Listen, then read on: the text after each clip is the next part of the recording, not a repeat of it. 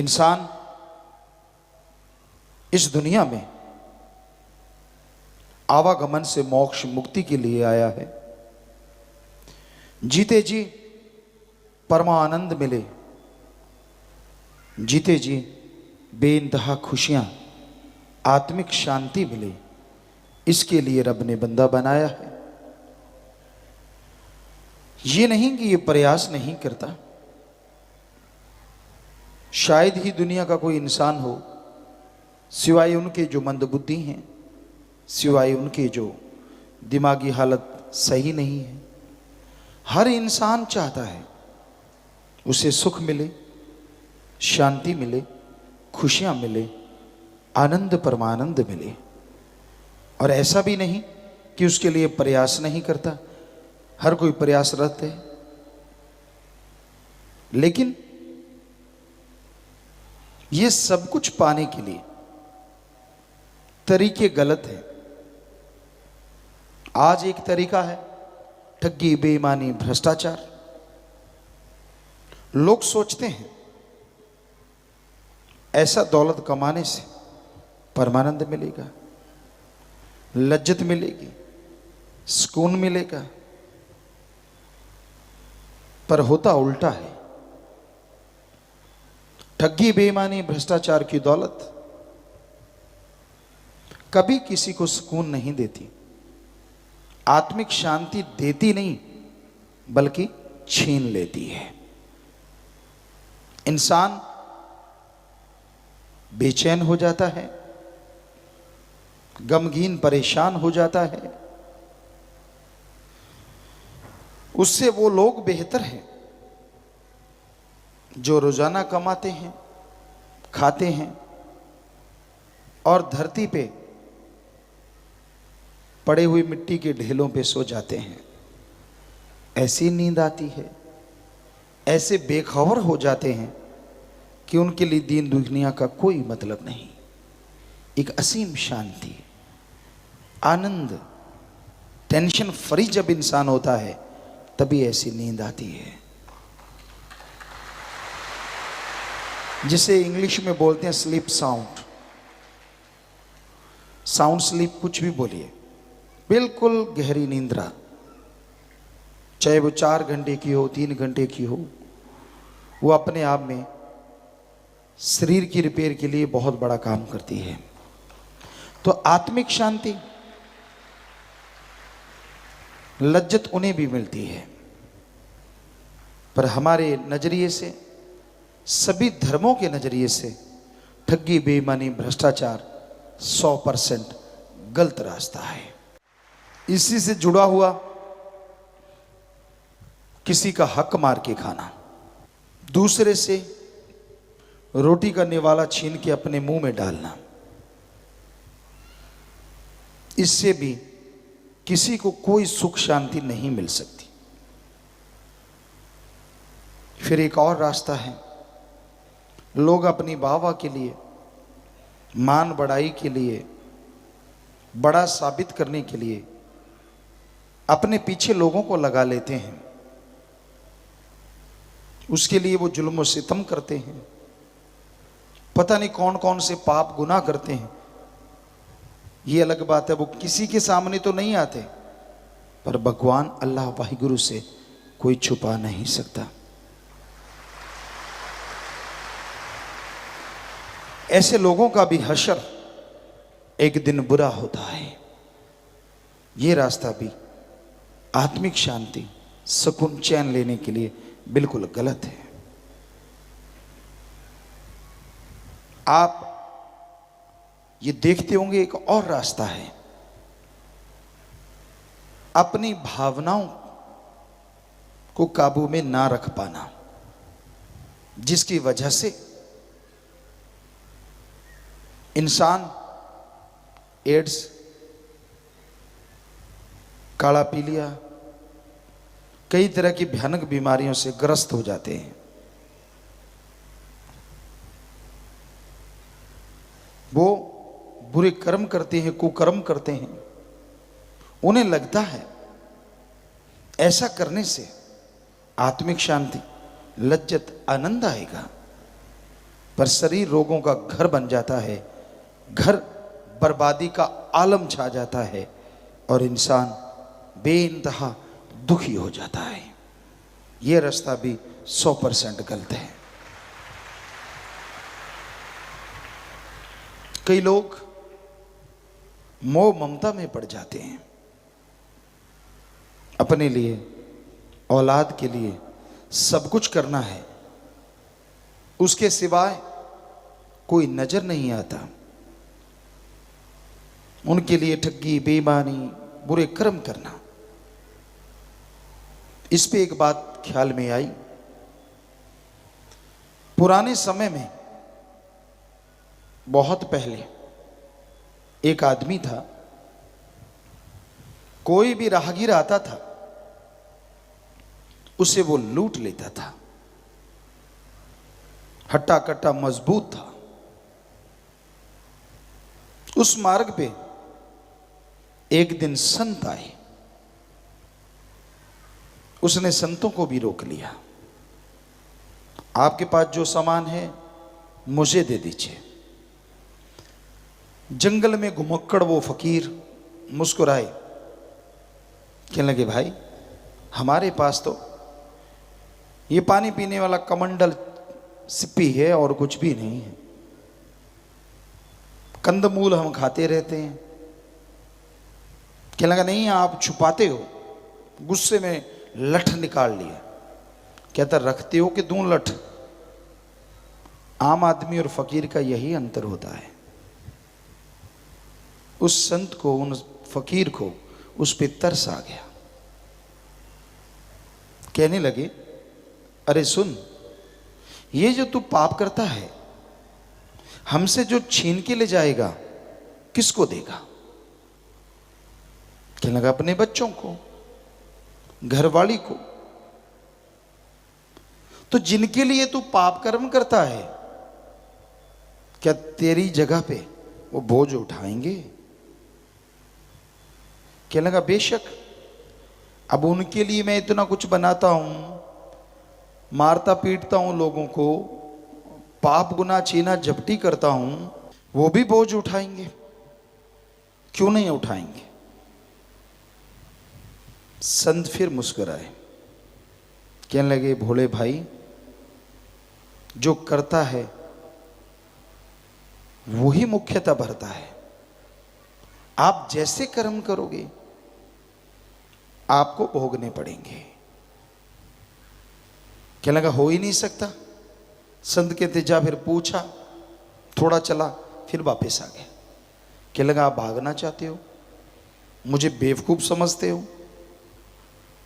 कहने लगे, अरे मूर्ख, तेरे पास रस्सा है? कहता है, ये पेड़ है, हमें इसके साथ बांध दे। संत कहने लगे, फिर घर जा। कहने लगे, ठीक है। उस मूर्ख ने उसको बांध दिया, घर की तरफ दौड़ा। घर पहुंचा, पत्नी से पूछा, मैं जो कर्म करता हूं, कहीं से भी कुछ कमा के लाता हूं, चाहे ठगी, बेईमानी, मारता हूं, किसी को पीटता हूं, क्या उन कर्मों का बोझ आप उठाओगे? पत्नी हंस के कहने लगे, क्यों, हम क्यों उठाएं? तू घर का मुखिया, हमारा पेट भरना तेरा कर्तव्य। बुरे कर्म करेगा तो तू ही भोगेगा। उसने बच्चों को बिठा लिया, बड़े बड़े बच्चे थे।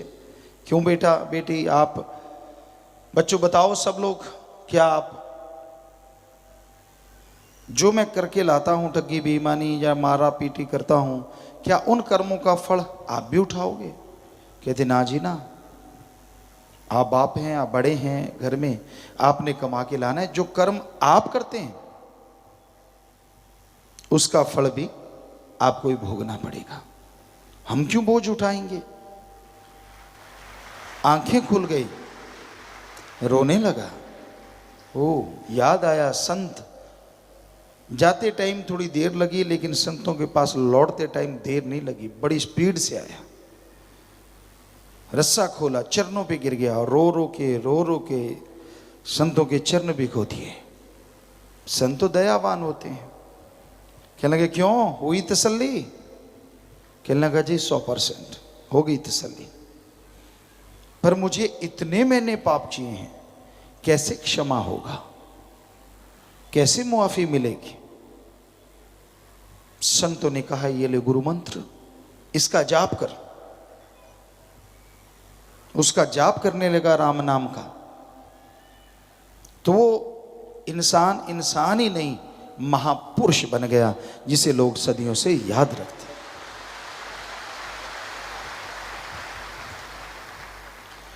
तो कहने का मतलब मोह ममता, ठगी बेईमानी, भ्रष्टाचार, काम क्रोध, विषय विकार, ये सारे रास्ते गलत हैं। फिर आदमी सोचता है आत्मिक शांति कैसे मिले? जैसे दो कुश्ती लड़ने वाले हैं, तो वो सोचता है दूसरे पे विजय कैसे मिले। दो ही तरीके हैं, एक तो बॉडी में पावर, दूसरा टेक्निक। टेक्निकली आना चाहिए और पावर होनी चाहिए। उसी तरह आत्मिक शांति के लिए एक तो राम का नाम और दूसरा कैसे जाप करना है, कैसे भक्ति करनी है, कैसे सेवा करनी है, वो टेक्निक आनी चाहिए। राम नाम की पावर मिल गई, संतों ने राम नाम का इस्तेमाल करने की टेक्निक बता दी। अब राम नाम को जितना खाओगे उतनी ही आत्मा पावरफुल होगी, और जितनी आत्मा शक्तिशाली होगी उतनी ही आपके अंदर आत्मिक शांति आएगी और तमाम खुशियां मिलेंगी, तमाम आनंद लज्जत मिलेगी। एक कहावत पंजाबी में बोला करते हैं, 100 हथ रस्सा सिरे ते गंढ। मतलब सब बातों को अगर एक निचोड़ निकालें, सेवा करो, सुमरन करो, पीर फकीर जो वाहिगुरु राम के वचन बताते हैं उन पे अमल करो, यकीनन दोनों जहां की खुशियों के हकदार बन जाओगे। अगर चतर चुलाकी करोगे, बेईमानी से, अपने दिमाग के इस्तेमाल से दूसरों का हक मार के खाओगे, तो कभी चेहरे पे खुशी, घर में खुशियां नहीं आएंगी, बर्बादी की तरफ बढ़ते जाओगे। लोभ लालच त्यागना बड़ा ही मुश्किल है। ये लोभ लालच दुनिया में भाई को भाई का, जान का प्यासा बना देता है, दुश्मन बना देता है। माँ बेटा, बाप बहन भाई, सब रिश्ते जब लोभ लालच आता है फीके पड़ जाते हैं इसके सामने। इतना काला रंग है लोभ लालच का, काम वासना क्रोध मोह अहंकार मन माया का। जब इनका रंग चढ़ता है तो इंसान के बस में कुछ नहीं रहता। जैसे लोहा चुंबक की तरफ खींचा चला जाता है, वैसे ही इन संतों का प्रभाव जब आदमी के बुद्धि विवेक पे पड़ता है तो ये काल की तरफ खींचा चला जाता है। किसी संत की कोई भी अच्छी बात अच्छी नहीं लगती, बस अपने सुख अपनी सुविधाओं में भूल जाता है सब कुछ।